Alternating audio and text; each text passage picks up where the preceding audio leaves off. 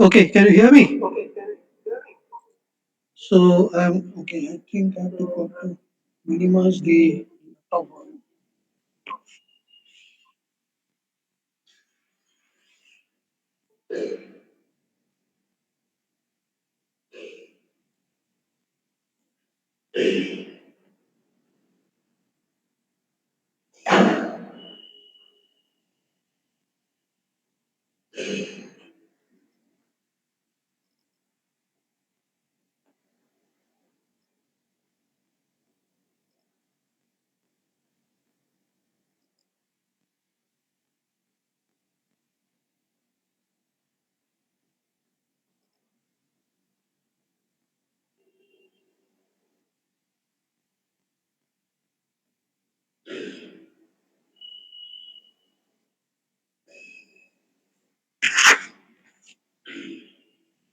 All right, uh, let us start.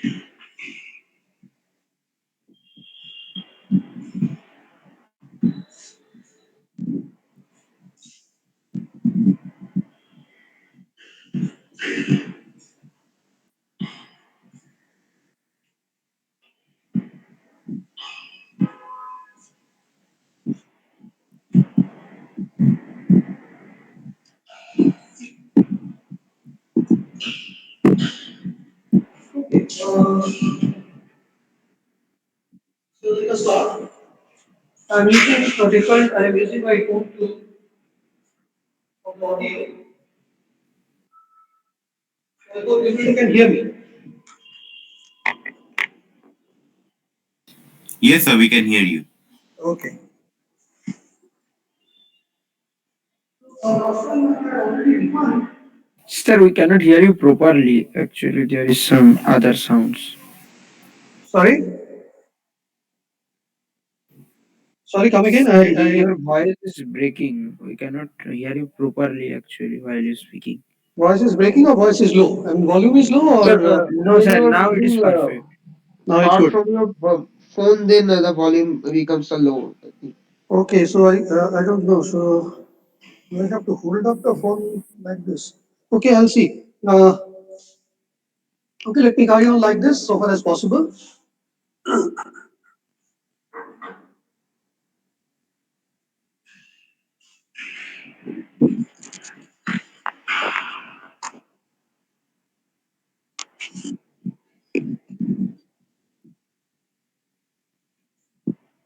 All right. So last time I had already defined a random variable, and I'm going to expand on that concept today.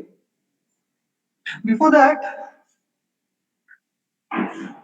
I'd very briefly touch upon another concept that will also reappear in a context of random variables. But this is something that we should really study separately in the sense that this is something that occurs even without reference to random variables. This idea is the interpretation of the phrase at random, even when you're making a choice from a set that is not a finite set. So when I say you make a choice at random from a finite set, that means that you're going to give each of the elements of the set equal probability of if there are capital N many elements of the set, then any one of them can occur with probability 1 over capital N when you are picking just one element. And when you are looking at, let's say, little n many elements where order is important, with replacement, without replacement, where order is important, then you know that the number of outcomes is 1 over npn, or You understand what that means? So the number of possible outcomes is capital N factorial divided by capital N minus little n factorial.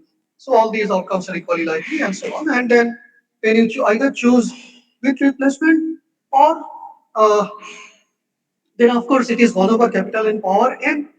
And if you're making a choice of little n many elements, where order is not important, okay, what objects you actually pick, only that is important, then is 1 over n choose n. So we have discussed a few problems of calculation of probabilities with these uh, ideas, but the point is the concept of choosing at random uh,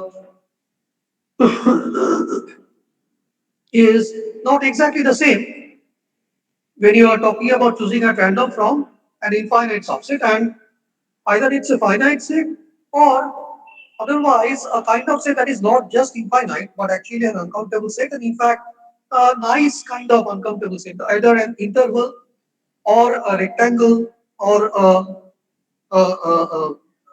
circle, I mean the inside of the circle or this or a sphere or a three-dimensional cube or something like that. So when I talk about choosing, let's say, a point at random from some geometric object, what that will mean is that that will be first of all a nice geometric object. So either a two-dimensional object, in which case, well, when I say choose a point at random from, let us say, a rectangle,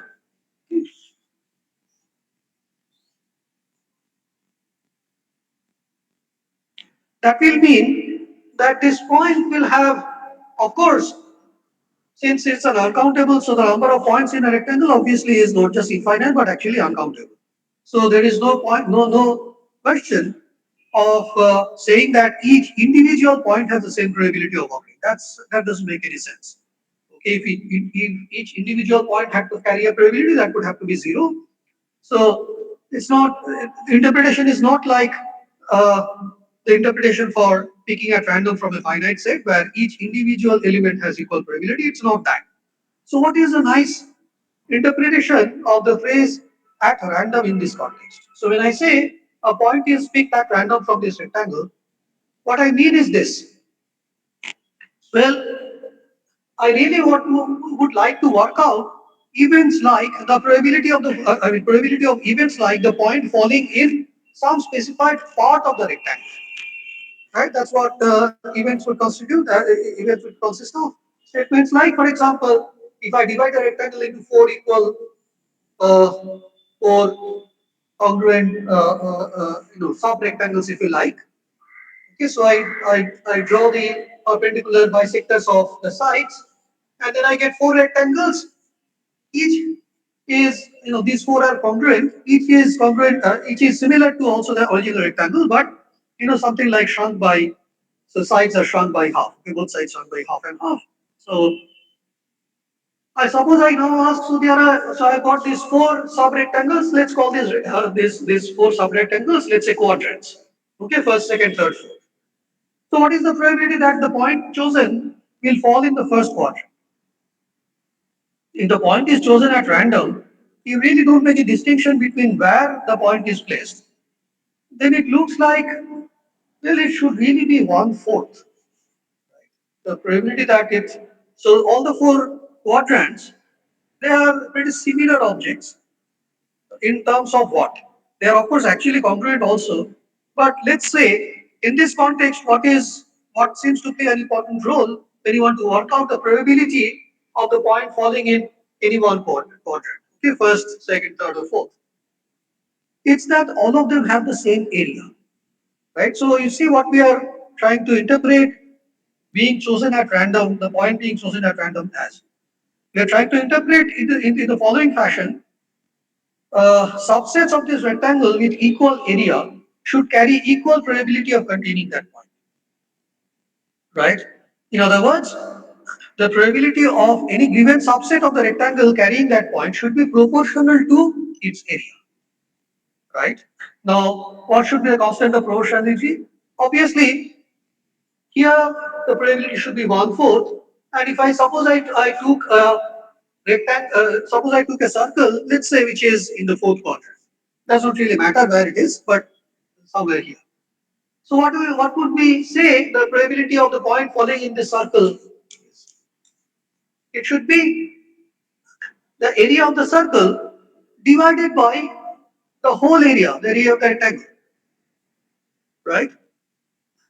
So these probabilities of points satisfying certain conditions where the point is chosen from some geometrical object uh, at random. These are sometimes called geometric probabilities. You can see many examples. In fact, maybe I'll give you a couple of exercises. So how would you work out, for example, let's say you choose the circle in the following fashion.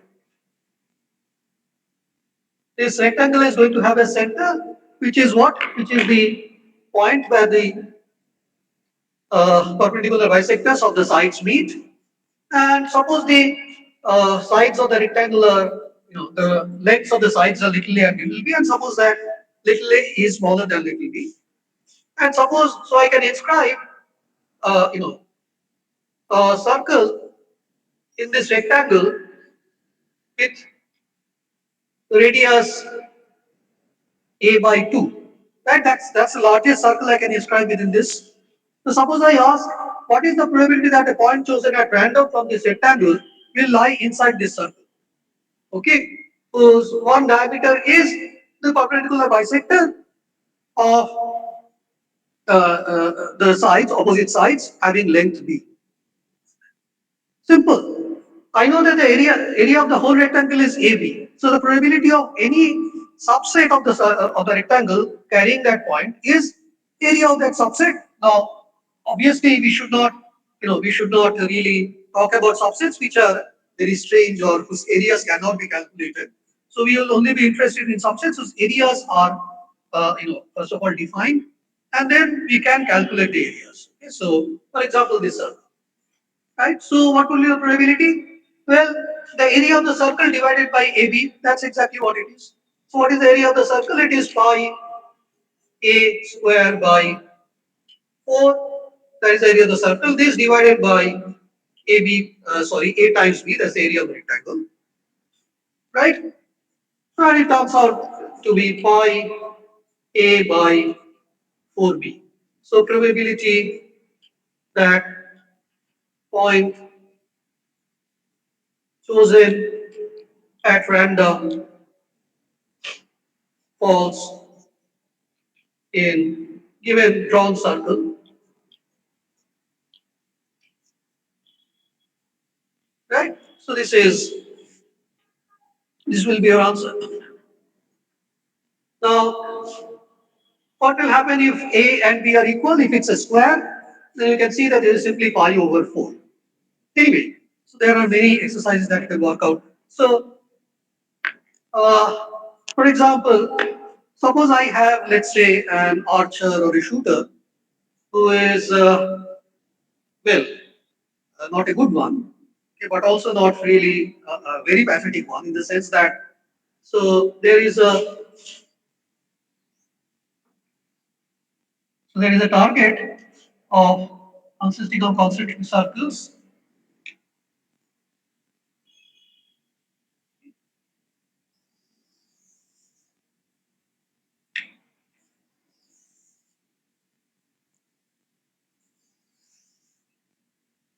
And let us say the points scored by the archer or shooter depends on where the arrow or the bullet hits. So you can see that if I assume that the archer shoots or shoots and does not miss, okay, at least hits this board, hits the area, then what is the probability of, let's say, 10 points, 9 points, 8 points, 7 points, etc. It's basically proportional to the squares of the corresponding of the right here corresponding radii, right? So if the smallest one is, let's say, A10, and this is the radius is A9 here, A8 here, A7 here, etc. And suppose that you didn't have a rectangular this thing, but the whole target was a circular one. Then the probabilities of the various so probability of a 10 pointer would be is pi a10 square divided by, well, let me suppose that this is a7 square. So there is, I assume for the time being that there is nothing less than 7. Let's assume that. Right? Assuming, of course, that at least this 7 pointer, I mean, this big circle is always hit. Because I got a pi a10 square for this small area divided by pi a7 square. That's the larger, that is the whole target. So that will cancel out. So maybe I should write here.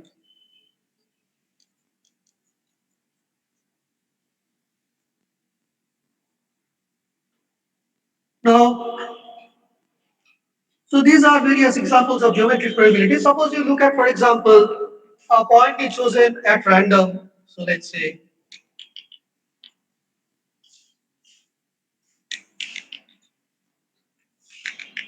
so uh,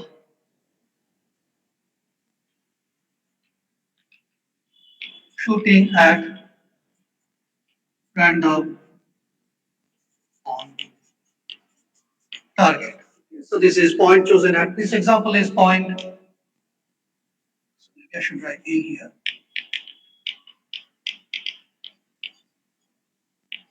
Chosen at random from rectangle of sides A and B where A is less than B. Here is an example point chosen at random from unit interval. That means, of course, the interval.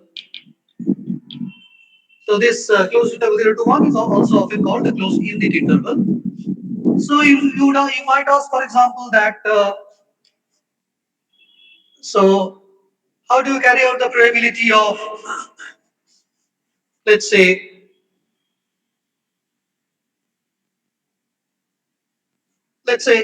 you want to ask what is the probability that the larger side is,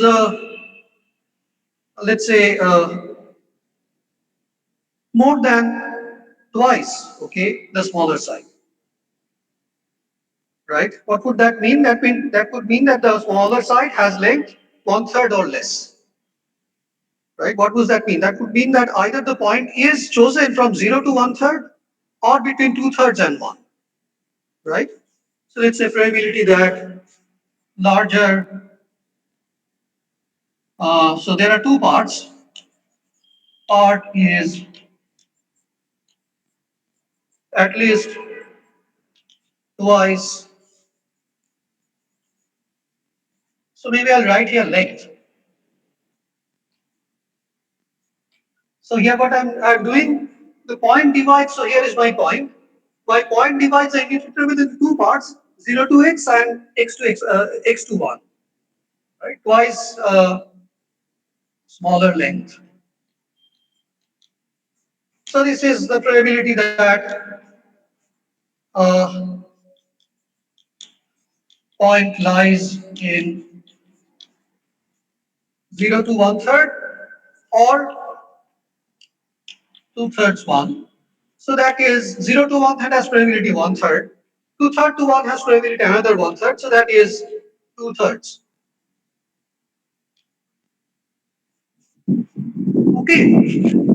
So there are various such probabilities. Namely, basically, where point chosen at random really has to be interpreted in terms of geometry, in terms of either length or area or volume, etc. So you understand that here the point is chosen at random would mean that any subinterval, the probability of any subinterval, okay, the point falling in any subinterval, let us say A2 or maybe I'll call this C2D, is the length of C2D divided by, of course, the total length, which is 1 here. So D minus C is the probability that any particular subinterval C to D will contain the point. So therefore 0 to 1/3 has probability 1/3, 2/3 to 1 has probability again 1/3. So, so these are the uh, various examples. In fact, you can easily construct many more examples yourself of how to interpret this phrase, a point being chosen at random from some geometric object. So I given examples in one dimension and two dimensions. You could easily add examples in higher dimensions. Of course, the geometry beyond beyond dimension three will not be possible to visualize. Uh, so we will not really do that. In fact, even in three dimension, I won't be able to draw pictures and so on. So mostly one dimension, two dimension. So these are the two uh, familiar settings. All right, so let's get back to random variables. So how did I define a random variable?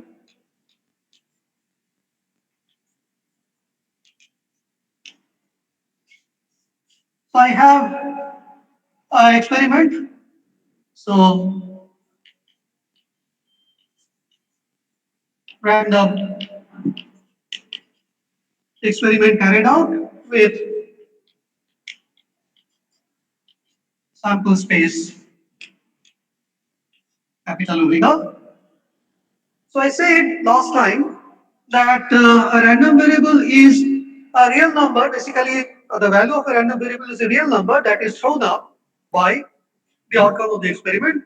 And so, a nice way of defining a random variable is as a function, okay, that takes real values depending on the outcome of the experiment, or in other words, the real valued function defined on the set of all outcomes, namely the sample space capital omega, right? Now, question is, do I need to? So, is this quite quite a satisfactory definition? Technically, this is not quite a fully rigorous definition. I'll give you some idea why.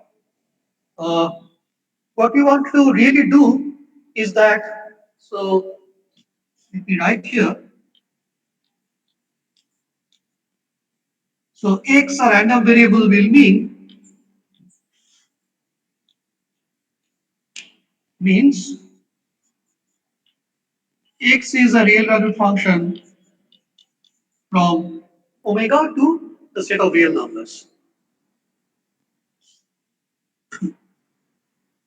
So the question is, are all real valued functions defined on omega random variables?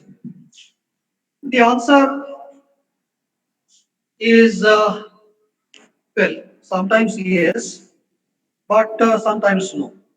In fact, quite often no.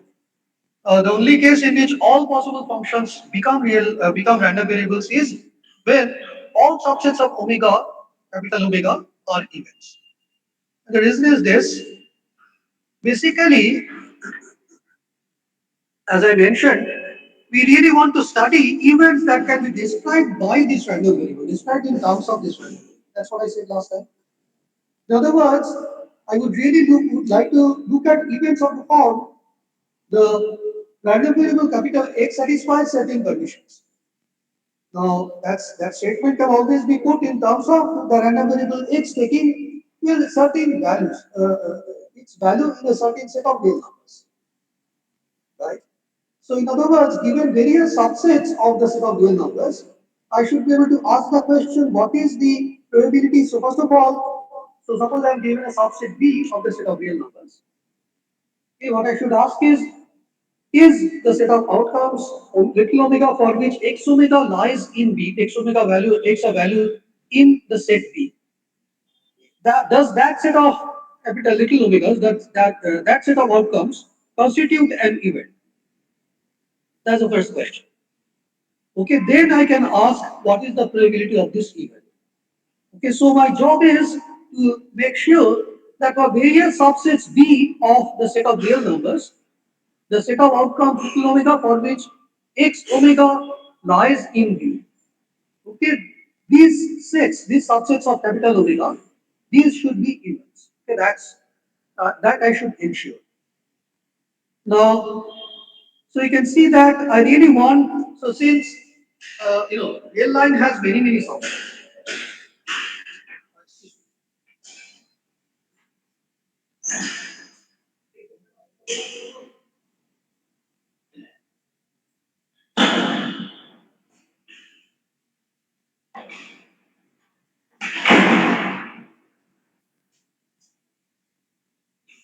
So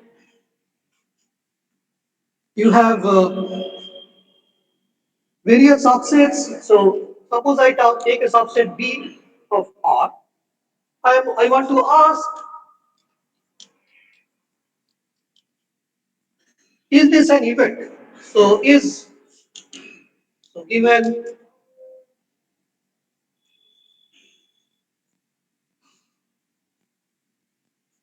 okay.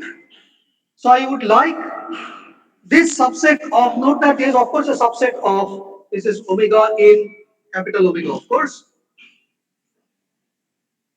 So I want to make sure that this exactly should happen at least for most familiar subsets B of R. Okay, if B is a nice subset, so something like let's say either an interval or a union of intervals, let's say finite union of intervals, or let's say a lot of topology, right? For example, an open set, okay, or a compact set, or okay, many other kinds of sets. So this exactly should happen. So the answer should be so answer should be yes if B is a nice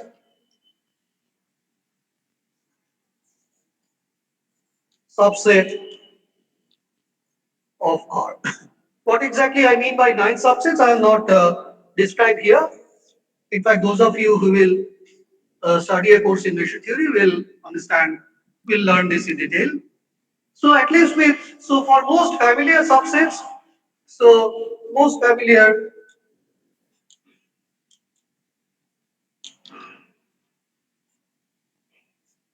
subsets are let me write here nice in this sense. Okay, that is whenever I have a random variable, capital X, defined on whatever experiment, okay, whatever sample space or whatever experiment. As soon as I know that this function that I called capital X, denoted by capital X, is a random variable, I'll always be able to say that this B, okay, is of the type that the set of outcomes for which the random variable takes values in this set, that set of outcomes will be an event. Okay, so most commonly encountered subsets of R will be of that type. So we won't really have to worry too much about whether this, by the way, this is often uh, this set of little omega, so that x omega lies in B. This is often abbreviated. We write it in short as simply capital X belongs to B. Okay, so we simply write capital X belongs to B. So this is Sir, really can you read out what have you written most on that? no. This is not very important to write down. So what I wrote is that most familiar subsets of R are nice in this sense. So most commonly encountered subsets of R are of the type that whenever I have a random variable capital X, the set of outcomes, so whatever experiment this random variable arises from, okay, whatever be the sample space, the set of outcomes which lead to the value of capital X lying in the set B, okay, will always be an event. That's what I that's what I said, and that's roughly what I wrote. So my point is that technically, strictly speaking, we should really worry about whether given a random variable X defined on some sample space of some experiment, given a subset B of R, whether X belongs to B is an event or not. Okay, rigorously speaking, I should worry about that, but we will just not worry. Just assume, take it for granted that X belongs to B. By that, what we mean is the set of outcomes little omega, so that X omega lies in B. That set of outcomes will be an event. Alright. Now, you can easily see, so what I was mentioning that, see, it could happen that all subsets of capital omega are events. Then we don't have to worry about uh, what the random variable is, what the function is. Of course, then every subset of omega is an event. So when I look at whatever be my set, given set B, so look at omega so that X omega belongs to B, that's some subset of omega, of capital omega. And therefore an event, I don't have to worry. But if capital omega uh, is not of, so my experiment is not of that type, that is, I cannot immediately declare that all subsets of capital omega are events. If I can't do that, then it is not automatic. That, by the way, this is also called, do you understand? So many of you are familiar with the set theoretic notation, right? So when you have a map from omega to capital R, okay, so I have, so in general, so let's say you have two sets S and T. I have a function f from S to T, and let's say I take a subset B of T. Okay, so what is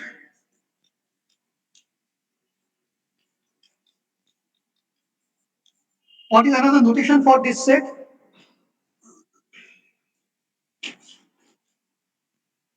So B is a subset of T. Okay, you have what is called the codomain, and you have taken a subset of the codomain. So capital T is the codomain. Given a subset B of the codomain, what is the notation for the set of arguments, okay, that lead to an image which lies in this given subset B? So what is the set of three images, okay, of elements in capital B? What is it called? What is it denoted by? It's denoted by F inverse B. Anyway, if you're not familiar with that, I'll drop that. So I'll just write that this is in set theoretic notation. This is what we will call X inverse. Anyway, so if you're not familiar with that, I'll not use that. So this is in general, this is denoted by F inverse. This is not F inverse here is not being used to indicate the inverse function of F. Okay. So here, of course, it's argument. So this F inverse is not a point function. First of all, its arguments are not elements of S or T, and also in that sense, an inverse function will of course exist if and only if f is a one and one function. But this f inverse we can talk about even when f is okay neither one nor on two. You can always do that, but then its arguments are the subsets of capital T. Okay, and where does this take values in? So given a subset B of capital T, F inverse B is of course a subset of S. So it takes certain subsets of T to certain subsets of S. Anyway, so we don't really want to spend time on this.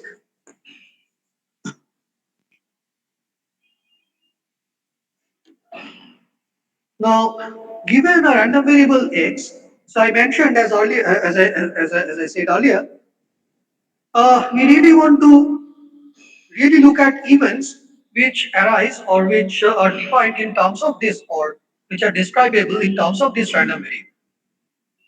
So we are really in this context interested only in probabilities of events which are describable by this random variable. In other words, we are really looking at probabilities of only events which are of the form X belongs to B for some given subset B of R. So you can see that given a subset B of R, I can talk about the probability that X belongs to B because I'm assuming that X belongs to B is an event. So given a subset B, We have got a number, a probability, which of course is a number between 0 and 1. So given various subsets of R, I've got this number which lies between 0 and 1. Now it is very easy to see that if B1 and B2 are two disjoint subsets of R, then X belongs to B1 and X belongs to B2, these two are disjoint subsets of omega. Quite clear. So the probability that X belongs to B1, or let us say union X belongs to B2, okay, this is the same thing as probability of X belonging to B1 plus probability of X belonging to B2. In other words, if I want to assign to given subsets of B the probability that X belongs to B, this number as the value of some function, then what sort of a function is that? That's a function that takes values in 0 and 1. Okay, and if I take two disjoint subsets B1 and B2 of R, then the values of this function at B1 and the value of this function at B2, they add up to give me the value of the function at B1 union. Can be extended to any number of pairwise disjoint sets, any finite or even countably infinite collection of pairwise disjoint sets. If I look at pairwise disjoint sets B1, B2, B3, B4, etc., then I look at X belongs to union of B1, B2, B3, B4, etc. I can certainly write that as the union of X belonging to B1, X belongs to B2, X belongs to B3, etc. And these are pairwise disjoint union. So the probability of X belonging to the union of this B1, B2, B3, B4, etc. is simply the sum of the probabilities of X belonging to B1, probability of X belonging to B2, etc. So you can see that if I define this as a value, okay, assigned to the union. So what I mean is, so for a given subset of B of R, I assign the value of probability X belonging to that subset, this number as the value of the function. Then this function is what sort of function? It takes values between 0 and 1. It is it satisfies the property of additivity that I mentioned, finite and even countable. Of course, what is the value of this function at entire R? Okay, when I take B as whole R, what is the value? Of course, for what little omega does capital X omega belong to R? All little omega. In other words, X belongs to R. That is, of course, the whole set capital omega. And what is the probability of that? That is 1. So this function assigns the value 1 to whole R, right? And once you have that, you can see that this function is a very nice function because it satisfies the property that we require for probability. The value given to whole R is 1. And if I take pairwise disjoint sets, B1, B2, B3, B4, etc., then this function adds up, okay, to give me the value of the function. The values of the function at B1, B2, B3, B4, these individual sets, they add up to give me the value of the function at the union. So this in fact is also a probability, but now probability on what subsets? On what sets? Subsets of R. Yeah, this probability is called the distribution of X. So, um, find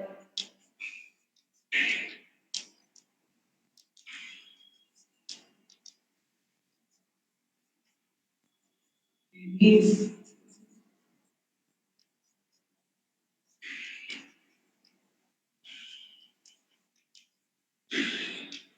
let me write here Px. Another notation that is used is Px inverse, but that might be confusing for you. So I will not use that.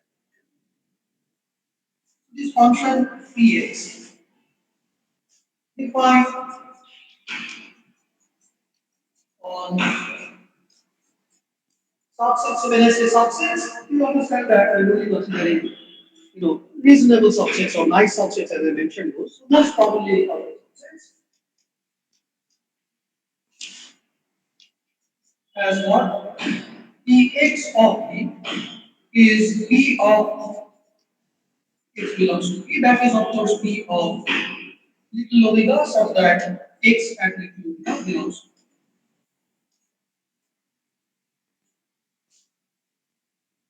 So let me give a couple of examples.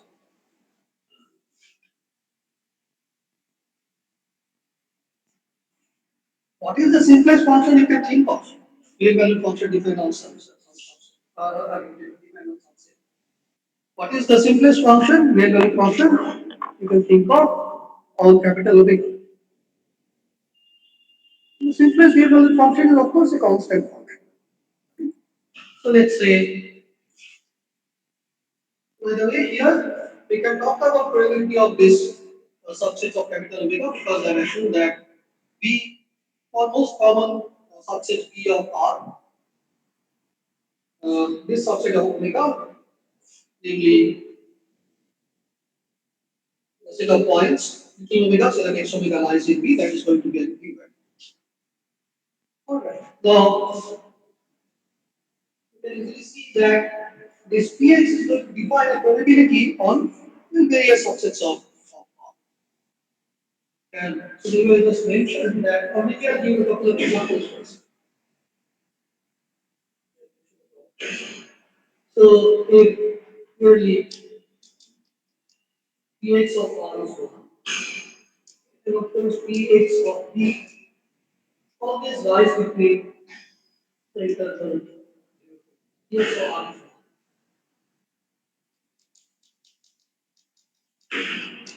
If B1, B2, or pairwise is joined, then Px of this is P of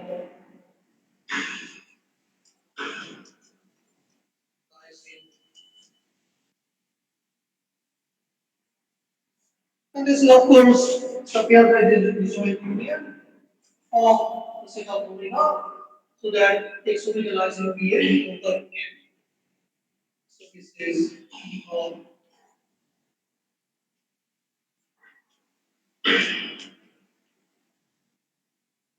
to understand why, right?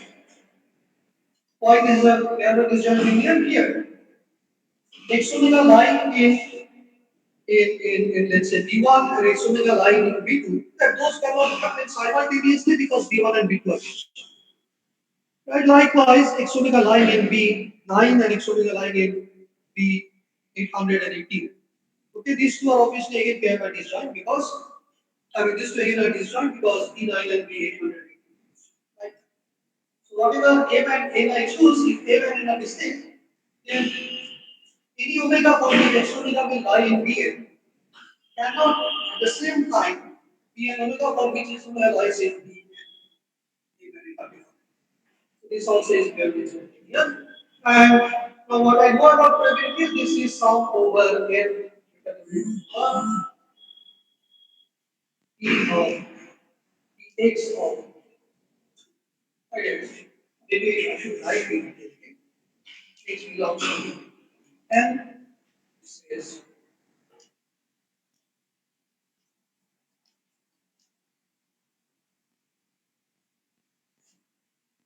so.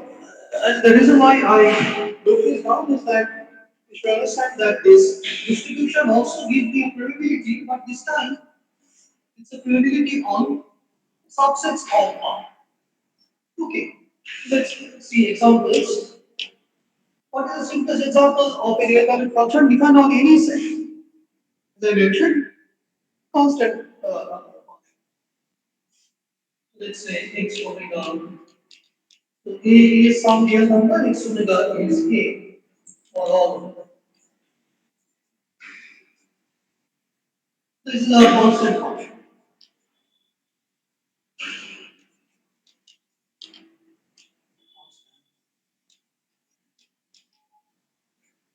So what is the distribution of the x?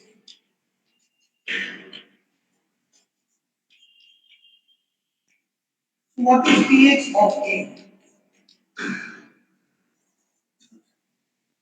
So remember, it is a probability that x belongs to a. Right here.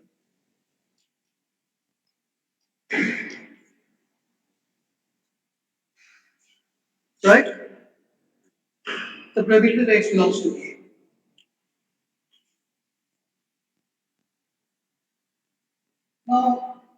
for what little omega will x omega lie in A? That's the question, right? So to fix ideas, let's fix a value of little a. Let us say A is 15. My question is, for what little omega does x omega lie in A? I know that for every omega, x omega is just 15. So my question is, for what little omega will 15 lie in A?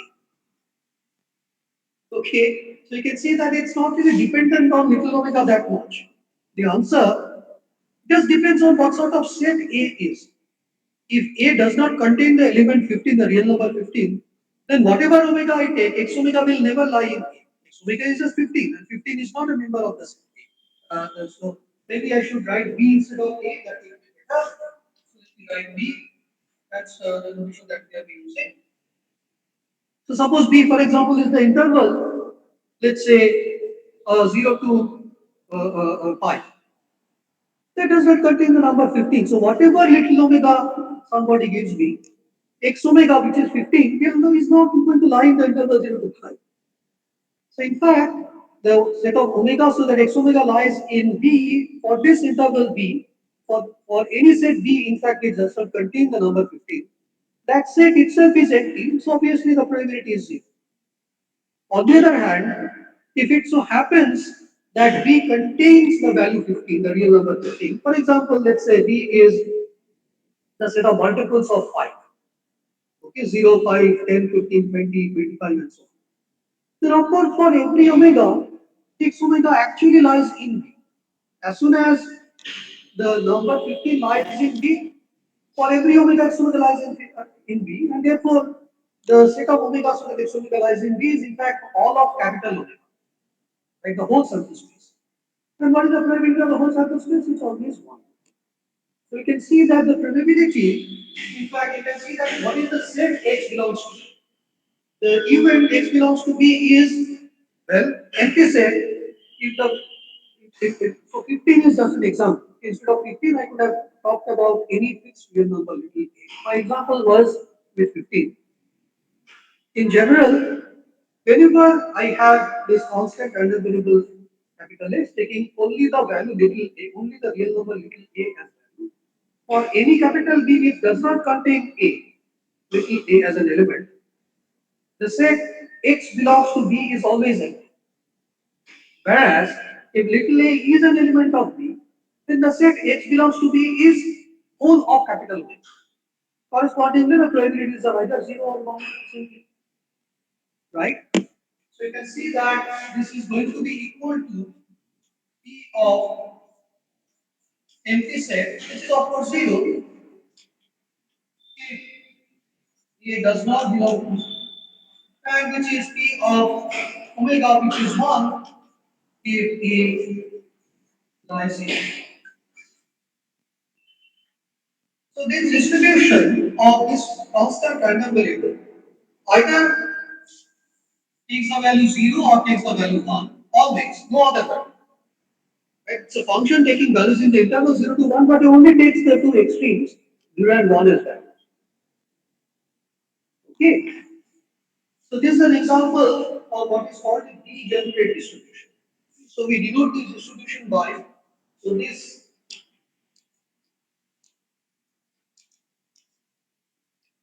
distribution is denoted by delta A and called degenerate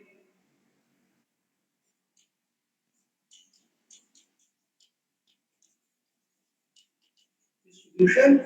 And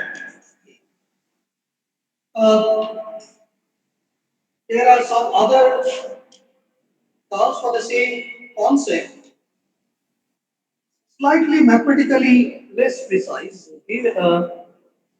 Sometimes it is called point mass or Dirac mass, okay? Basically arising from idea in physics due to Paul Dirac, Nobel Prize winning physicist. But we will just call it a degenerate distribution at E. So what is the degenerate distribution at E? It means that it is a distribution of, or if you like, the way to interpret that is, it is the distribution of a random variable that only takes the value literally, no other value. And what is the distribution? Well, the value it gives to any set which contains A is 1. The value it gives to any set which does not contain little a is